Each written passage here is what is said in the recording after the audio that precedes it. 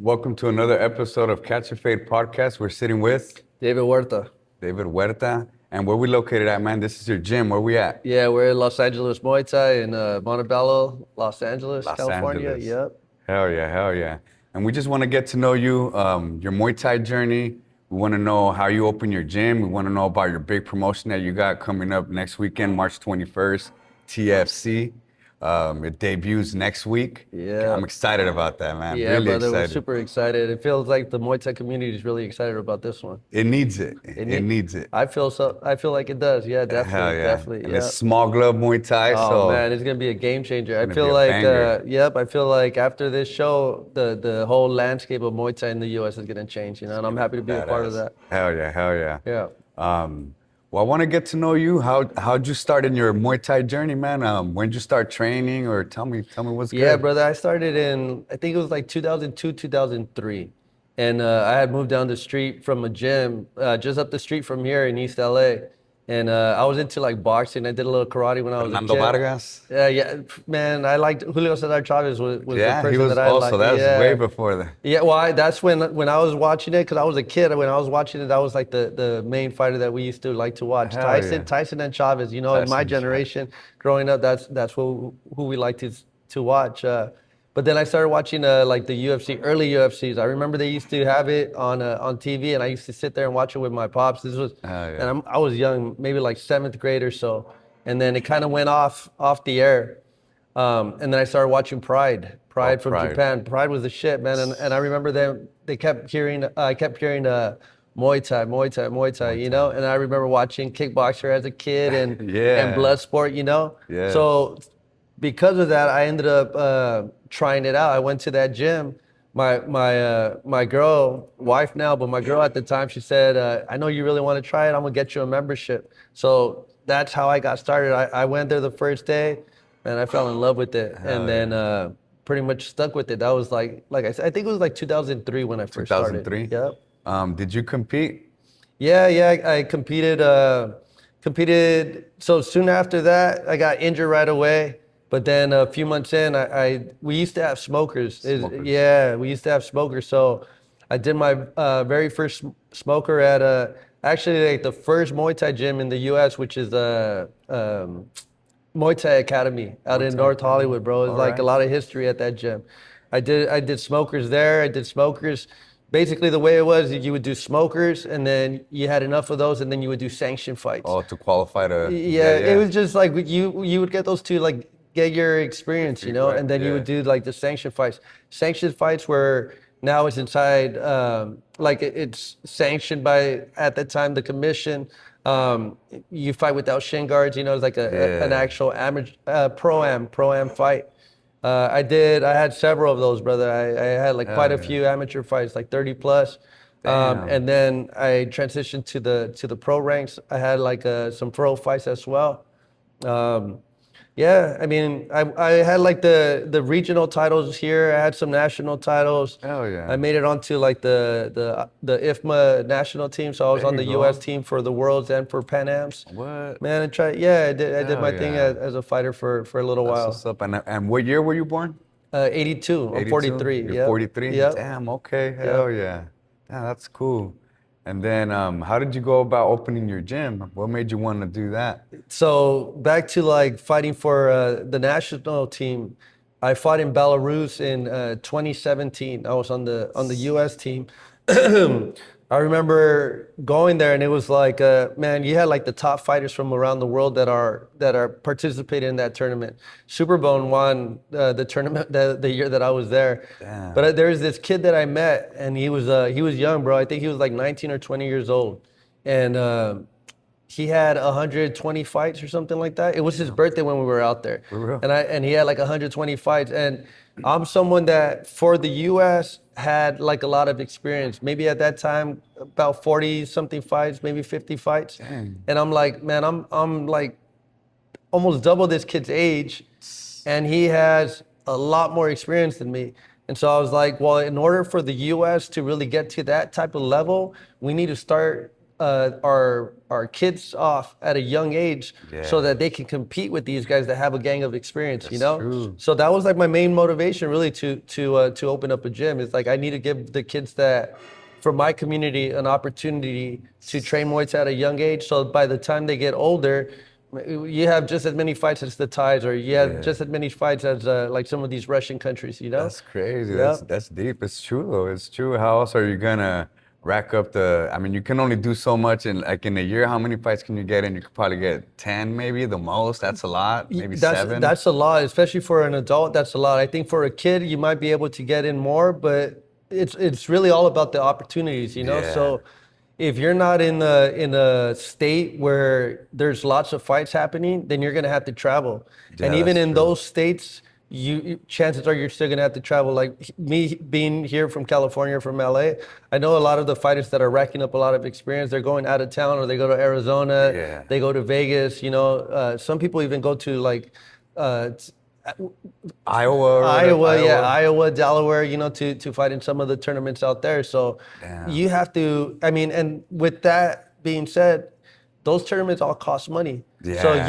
in order to get a lot of experience, you also have to be, you know, spending a lot of money. Yeah, unfortunately, we don't make money as an amateur. Like it's all just like volunteer type thing, right? If you're a fighter in the US, if you're doing Muay Thai, for the most part, it's because you fucking love it. Yeah. It's not like MMA, even MMA, but to a certain, once you get to a certain level, then you can make a living doing this. That's right. You know, honestly, boxing is the same way. You have to get to the highest level to really be able to not have to worry about money. That's So true. usually for Muay Thai fighters, man, you're in this game because you love it. Because you You know, love you it. have to be really passionate about it. A lot of the fighters, you know, they work full-time jobs, Yeah. and then when they get off of work, that's They when gotta they come train. in, You know, yeah. it's a luxury. It's really a luxury to be able to train full time. So really is. what fighters do is if they're coaches, they're running privates, they're teaching Yeah, that's the classes. way to do it. You know, and then hopefully they can get some sponsors that help support too. True, But true. bro, this shit, you have to really love Muay Thai in order to like be fighting Muay Thai. It's true. We do it for the love of the game. Absolutely, 100%. And then I see you got some belts up here. Tell me Yeah. about some of your accomplishments as a coach, man. As a coach, Your brother, SMTO, man, MTG. yeah, we have like some state champions here. We have some national champions. My boy Dilo won the world title last summer. We had our fighters that competed in the WBC Pan Ams last year. We sent 2. They both won gold.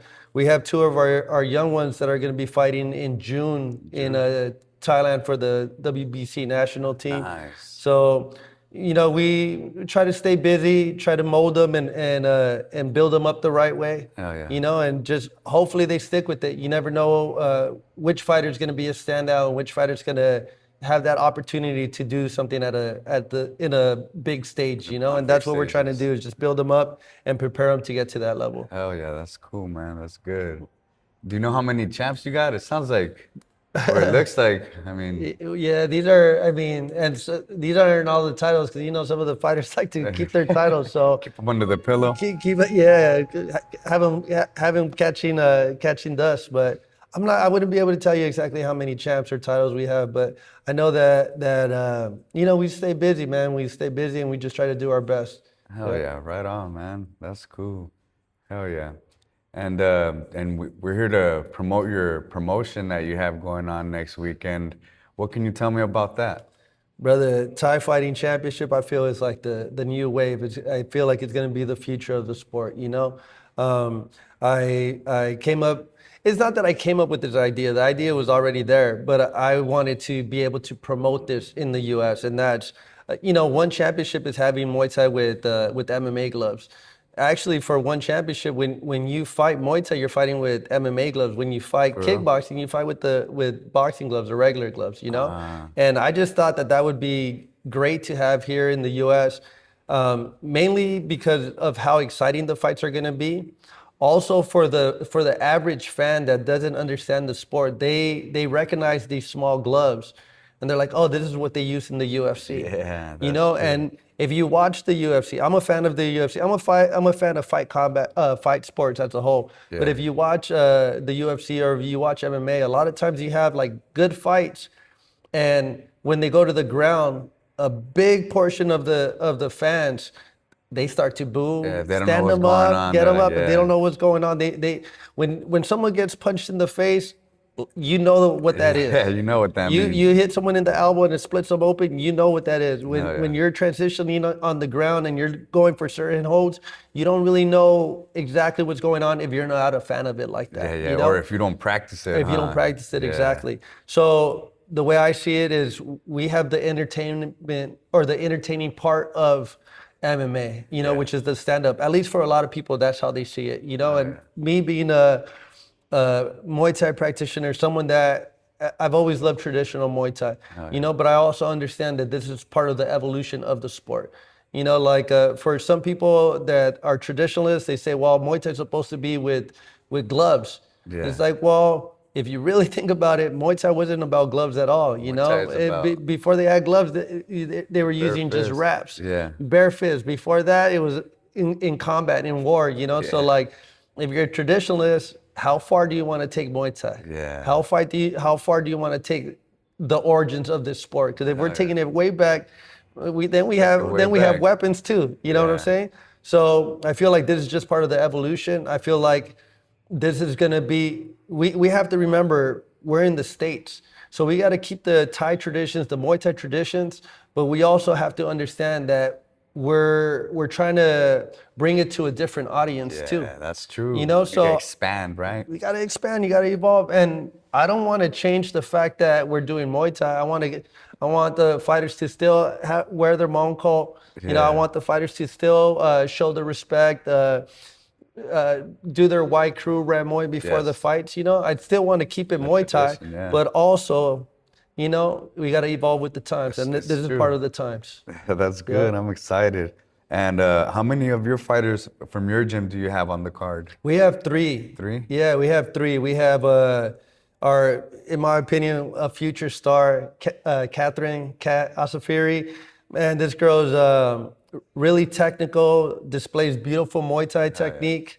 Um, she's one of those quiet beasts, like the Yeah. way she carries herself, the way she presents herself, Oh, yeah. just kind of quiet, not gonna be all over social media, being loud. Oh, Here yeah. at the gym, she comes in here, she puts in work, but then when she fights, bro, she's She puts it action. together. She Yeah. puts it together. She action. She's mean when she fights. Oh, So yeah. I'm really looking forward to her fight. She's fighting against a really tough opponent. She's fighting against Ronnie Ryer, Oh, shit. Veronica Martinez from Shack System, man. Yeah. And Ronnie's entertaining. beast, bro. She's a beast too. So I just feel like those are what when you have the girls fighting, when you have a strong woman fight like that, Yeah. bro, a lot of times they steal the show. Yeah, You know, that's so I'm true. really looking forward to that fight. They put a lot of passion behind. I don't know what it is about women fighting, even in MMA, bro. Like they let it all out, bro. They roar while they're fighting and they're screaming. And it's just, yeah, it's that. And I also think part of it is,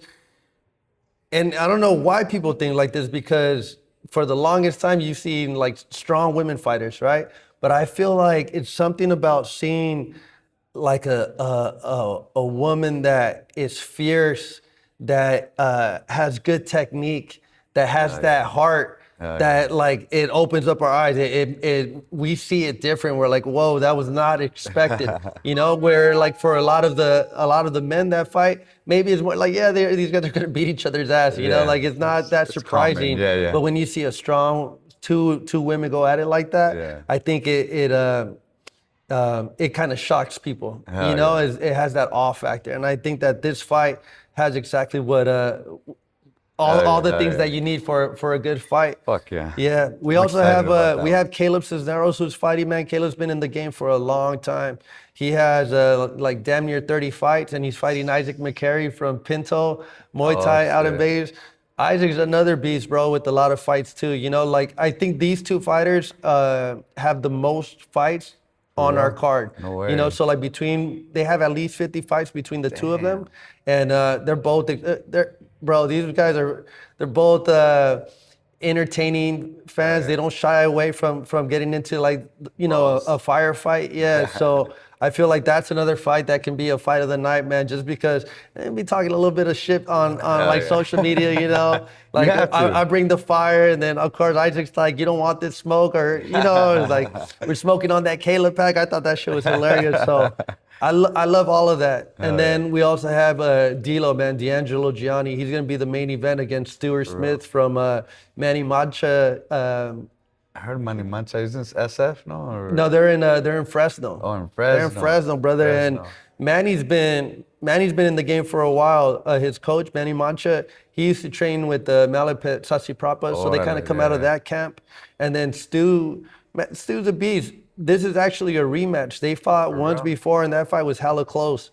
So, of course, I'm like, man, this fight was close, and let's have them fight with the shooter gloves. I just feel like this fight's gonna be really entertaining. There's like a little bit of a history there.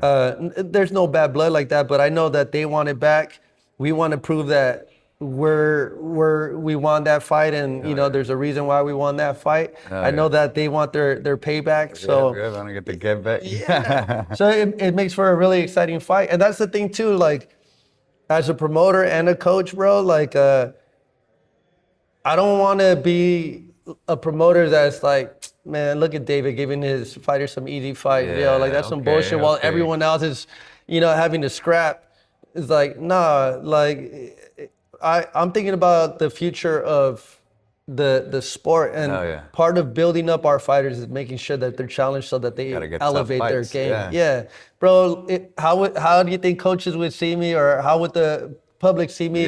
Like, man, David's giving these guys these fucking easy ass fights, bro, and my guy's fighting this killer from over here. You know, like that's some bullshit. That's true. So no, you know, like the matches, the way I went about the matchmaking was really about. And you're the one that.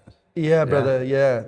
The way I really went about it was really reaching out to the fighters. To not only the fighters, it's not really the fighters are obviously a big part of it, but reaching out to the teams that I see are really putting it down. You know, the teams that I see are representing the sport, that are staying active, that have their fighters traveling, that have their fighters that like they're like in there. You know what I'm saying? They're like really grinding. They're the soldiers that are really pushing the sport forward. And you know, sometimes we don't really see it like that.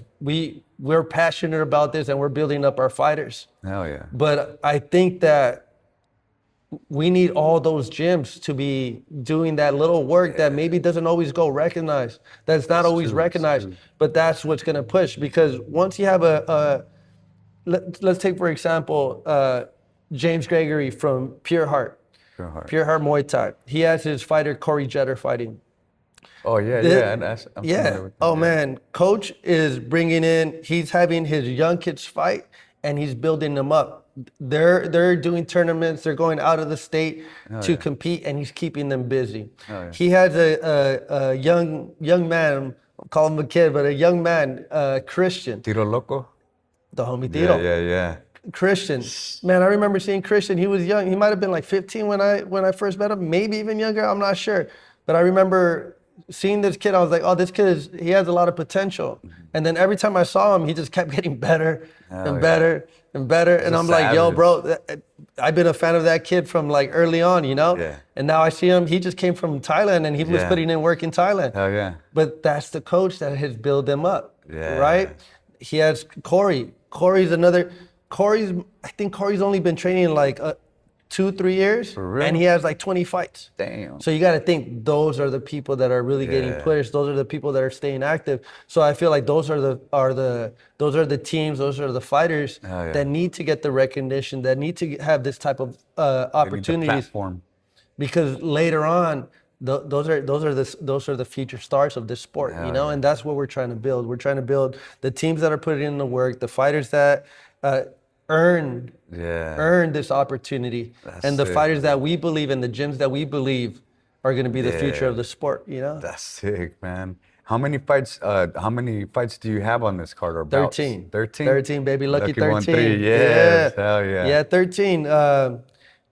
Man, Is that on purpose or? absolutely. Oh, like the number 13? The number 13? No. The number, no, it was, we were thinking about like 12 or 13. 12 or 13? 12 or All 13. right. What was on purpose is we didn't want to have a card that has like 20 fights. Oh, okay. Yeah, it's too much, It's huh? too much, brother. It's too much.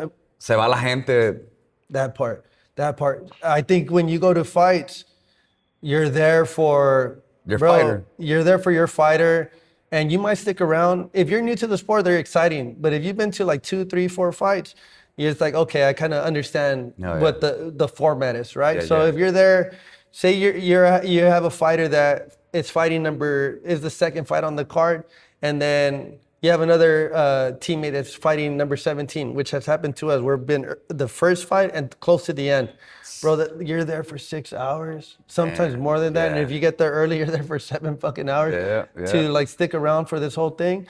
I don't, even if you really love the sport, that's a long time, you know? And then what people do, sometimes what people do is they'll go to watch their friends, their family, their teammate.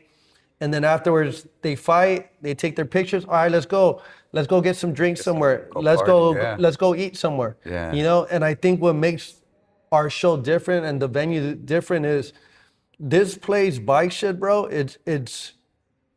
It's happening right now. They have a restaurant, they have a bar, and then plus they have events. Also, so everything that you need is gonna be in one place. Hell yeah. And the vibe of the fights is gonna be like a vibe of a bar or like the vibe of a club where it's dark, right? It's not like the lights are on and you don't even want to stand up to cheer because you don't want to be standing in front of the person that's behind you or whatever. Yeah, any of that. No, this is the vibe. You're gonna be free to like have your drinks. You're gonna be free to move around. Hell yeah. You're gonna be free to be as loud as you want. You know, like it's gonna be.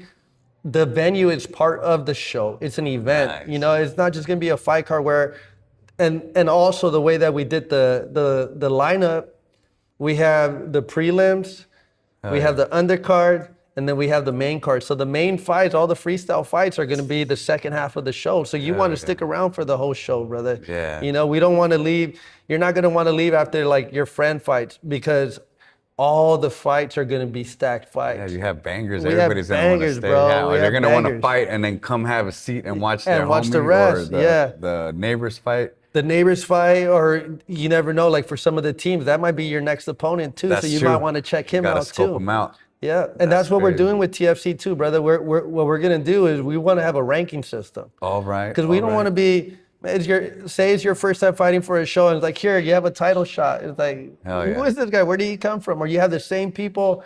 Sometimes the people that keep fighting for these belts are the same people that have just lost in the previous show, and they come right back in another title shot, and then they lose and they come back and they get another title shot. That's true. I mean, I understand it. I understand why it happens, but I feel like it's gonna mean more when you win our title because I fought so and so, I fought this person, and now I get my title shot. Hell yeah. You know, like what we want is when you see someone with our belt, you have to know, oh, that guy's legit, because he had to earn that title. You know what I'm saying? And that's what we're doing with this.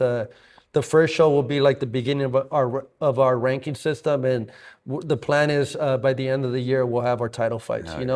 So we're building it up, and we also have to make sure that the fighters get used to fighting with the shooter gloves. Training is one thing. Fighting with them. Shooter gloves are the small gloves. Oh, shooter, like wait, are they able to open hand? Yeah, it's open hand, open palm. Yeah. Yeah. All right. Yeah. Hell yeah. Damn, man, I'm really excited about this show, man.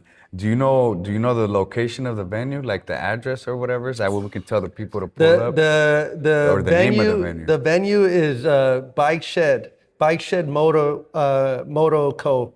It's Bike Shed. You look Bike Shed. It's in LA? Downtown LA in the Arts District. Bro, that whole area is cracking. Hell yeah. Yeah, but the venue itself is cool, bro. It's like the owner of the place, man, she's great. She shares the same vision that we do. The way that the establishment is ran, Oh, yeah. It's classy, but it's not bougie. You know what Oh, I yeah. mean? All right, all So right. it's like you feel super comfortable, bro. It's perfect for someone like us. You know, Yeah, you go hell in there. yeah, Oh hell yeah. yeah, you go in there. There's good You're food. right at home. Yeah, good food for the people that drink. There's good drinks. Hell yeah. The good music. I'm telling you, it's gonna be. It's an experience. It's not just about the fights. It's Hell about yeah. the entire experience. And I feel like once people go to the fight, they're gonna get a They're chance gonna to get see hooked, exactly. man. They're not gonna want to do different type of fights now, bro. It's gonna be a whole different experience. You plan on keeping the fights in the same venue, or are you gonna be switching it up, or what to do? The plan really that I have, I want to keep it the because same, no? because of like what I'm saying, I don't think we need to go anywhere, bro. Yeah, I yeah. think like this is gonna be like the home This for is it. TFC for a while. Hell Just yeah. because once you go to the fights, you're gonna see what I'm gonna talking about. experience It's it. like it's a different vibe. I feel like once people leave the fights next Saturday, they're gonna Hell yeah. be hyped for TFC 2. Hell yeah, man. I can't wait. Do you already have like a little, ¿cómo se dice? When are you doing the Like next show? we're planning to have it in June. In June? In June, So you yeah. got March, April, May. So every 3 months, maybe? About Something like that? about that. We got to Oh, see yeah. how like certain things play out, but right now we're kind of looking at the June and maybe like October. All right, all right. So we might have 3 or 4 this year. We'll see right. how that plays Good out. turnout. Yeah, we'll see how that plays out. But right now, tentatively, it would be in June. Hell yeah. Okay. Hell yeah. Hell yeah. Well, David Huerta, TFC, Los Angeles Muay Thai, Herb, Catch a Fade podcast, 2 ways.